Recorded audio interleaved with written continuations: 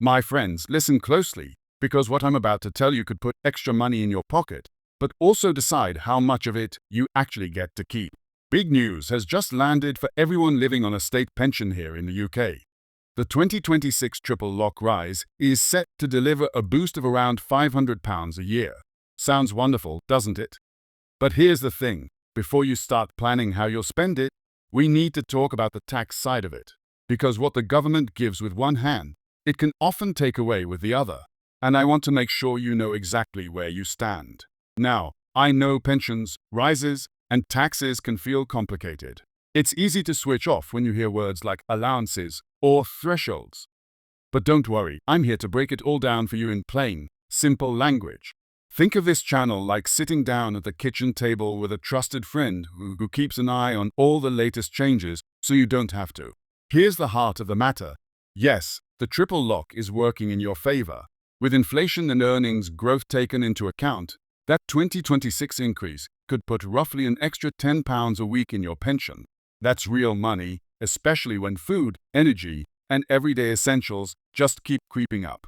But, and this is the crucial bit, that rise might tip some pensioners over the personal tax allowance, meaning more people could find themselves paying tax on their pension income for the very first time. I can almost hear some of you saying, "But wait, I've never paid tax on my state pension before. How can that change?" Well, that's exactly why this is such an important discussion. The tax thresholds haven't risen in years, but pensions keep going up thanks to the triple lock. So what's happening is more and more pensioners are getting caught in what we call fiscal drag. It's sneaky, it's frustrating, and unless you understand it, it can leave you with nasty surprises when that tax bill arrives. That's why this video is so important. By the end, you'll know exactly how much you can expect from the 2026 rise, how the tax rules could affect you, and most importantly, what steps you can take right now to be prepared. No jargon, no confusion, just straight answers. So, if you want clarity, if you want peace of mind, and if you want to stay one step ahead of the government's fine print, you're in the right place. Stick with me, and let's sort it out together. And before we dive in, do me a favor, hit that like button.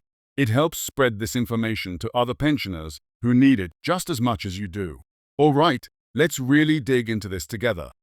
We ended the intro talking about the £500 boost coming in 2026 through the triple lock, and I know many of you are thinking, that sounds brilliant, but what does it actually mean for me, for my bank account, and for the taxman?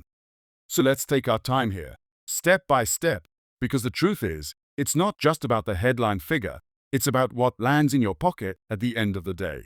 And that's what matters most to you and to me. First off, let's remind ourselves of how this triple lock works. Every year, your state pension rises by the highest of three things: inflation, average earnings, or 2.5%. It was designed as a safety net, a guarantee that pensioners wouldn't be left behind as the cost of living went up. And in recent years, with everything from fuel bills to groceries climbing higher than ever, that triple lock has been a lifeline. It's the reason pensions haven't completely stagnated while prices at the shops just keep climbing. So, in that sense, it's good news. It's doing what it's meant to do. Now, when we look at 2026, the numbers suggest that most pensioners on the full new state pension could see roughly an extra £500 a year. That's about £10 a week.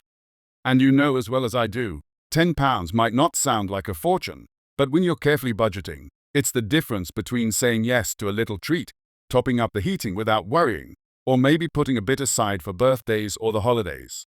It's not just money, it's peace of mind. And I know a lot of you have been longing for a bit more breathing room. But here's the rub, and I want to be completely honest with you, because this is where so many people get caught off guard. The state pension itself is taxable income. Now, I know some of you already know that, but many are still surprised to hear it. It doesn't mean you pay tax automatically on every pound of it. It just means it counts toward your total income. And here's where the issue comes in. The personal tax allowance, which is the amount you can earn before paying income tax, has been frozen. It's not going up alongside your pension. So as pensions rise, more and more of us edge closer and closer to that threshold. Let's put this into plain numbers, because I always find that makes it clearer. Right now, the personal allowance sits at £12,570. That's the same figure it's been stuck at for years. If your only income is the new state pension, you're already creeping closer to that line. Add in the 2026 rise, and suddenly, many pensioners will find themselves right up against that allowance or over it. And once you cross it, yes, you'll be paying tax. Not on all your income, but on the amount above that threshold. Imagine someone who's just got the full new state pension and maybe a small private pension on top. Before, they might have been comfortably under the allowance, no tax worries. But with this new rise, they might go a few £100 over. And what does that mean? It means HMRC will expect a slice. And if you've never paid tax on your pension before, it can feel like a shock. Letters arriving, adjustments being made, and suddenly that extra £500 feels like much less in your hand. Now, don't get me wrong, I'm not saying this to scare you. I'm saying it because I want you to be prepared. I want you to understand how it works, so there are no nasty surprises. Knowledge is power, especially when it comes to your money. If you know the rules, you can plan, you can make choices, and you can stay in control. Some of you might be wondering, so what can I do about it? And here's where it gets interesting. While we can't change the tax thresholds ourselves, that's down to the government. We can make sure we're not caught off guard.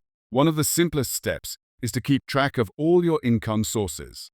Not just your state pension, but any occupational pension, savings interest, or part-time earnings. Add it all together and compare it to that £12,570 figure. If you're going to be over, even by a little, then at least you'll know ahead of time. And knowing means you can set a little aside if needed, rather than being surprised later. And here's another important point. Many pensioners don't realize they may be eligible for tax reliefs or benefits that could soften the blow.